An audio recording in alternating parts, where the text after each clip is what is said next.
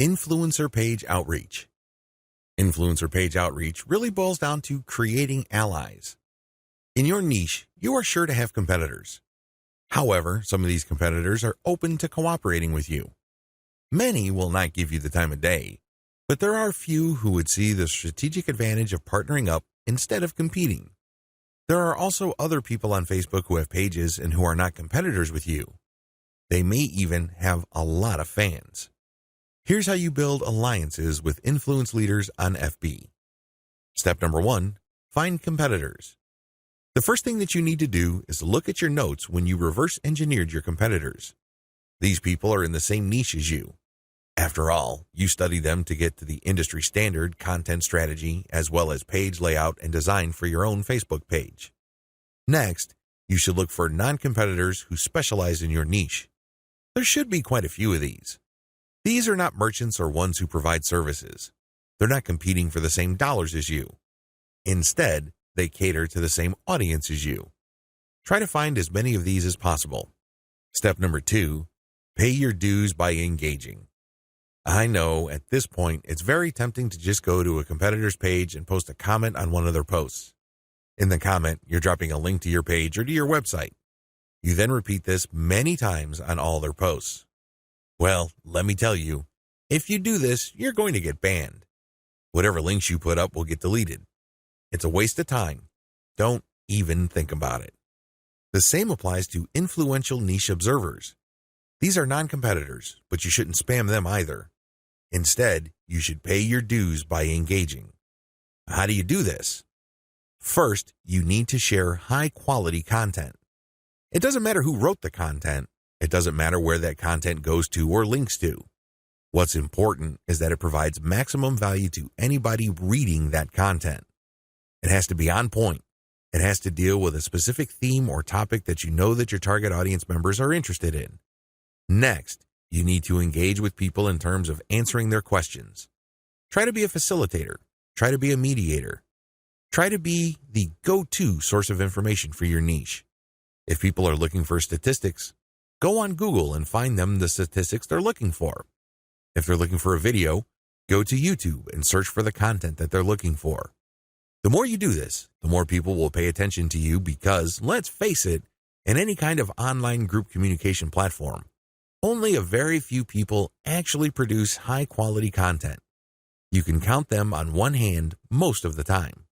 Everybody else is basically a leech. They take and take information, but they only give from time to time, if at all. Be that expert. Be that go-to resource. Another way you can engage is by asking questions. Now, these questions should not be very basic or dumb questions. Instead, they should be deep, insightful questions. You can also ask questions that try to tie many issues together. Many people are concerned about many different issues. When you ask questions that tie all these together, it can be very useful. You should also give feedback to people's responses. You have to do this in a respectful way. You cannot come off as a hater or somebody who's just plain negative. There is such a thing as constructive feedback. Remember, the name of the game here is to add value to the places that you're on. This means sharing information and enhancing information through proper questions and feedback. Step number 3, become credible, then reach out.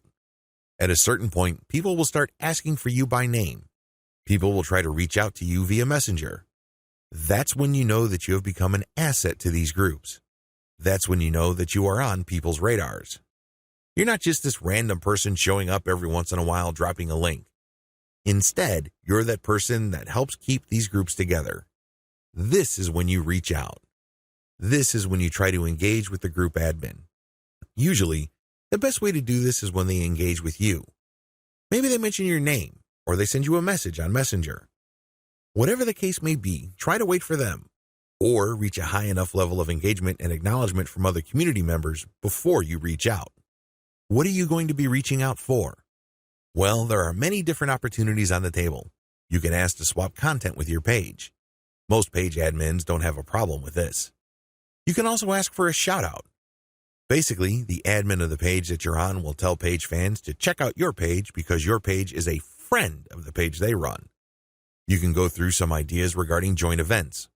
Now, please keep in mind that this is not like a real event where people have to physically go somewhere, or you have to rent out some hall, rent out security, or get food.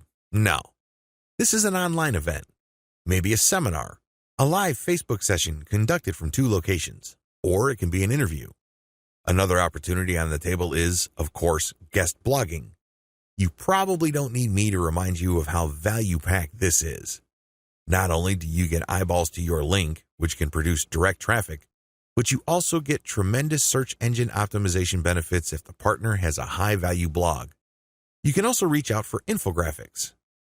This means you create an infographic and you get the admin to post the infographic on their blog with a link back to you. Again, this boosts your SEO chances. Finally, you can collaborate on content. This is custom content intended for both your audiences. Regardless of how you cut it, influencer page outreach is a very powerful way to market on Facebook for absolutely free. Seriously, your only investment is your time. And what makes it so awesome is the fact that you are leveraging the hard-won credibility and authority of your partner. They've been there before. They put in the work and the time to develop a rapport and a solid brand with the people that follow them. When they give you a shout-out or they feature your content, or they co-host an event with you, they lend you some of their fame, which makes you credible. You're no longer some random stranger who came out of nowhere. Instead, people get this idea in their minds that if somebody they respect and admire recommends a new person, then I'll give that new person a shot. Maybe that new person is worthy of my admiration and respect.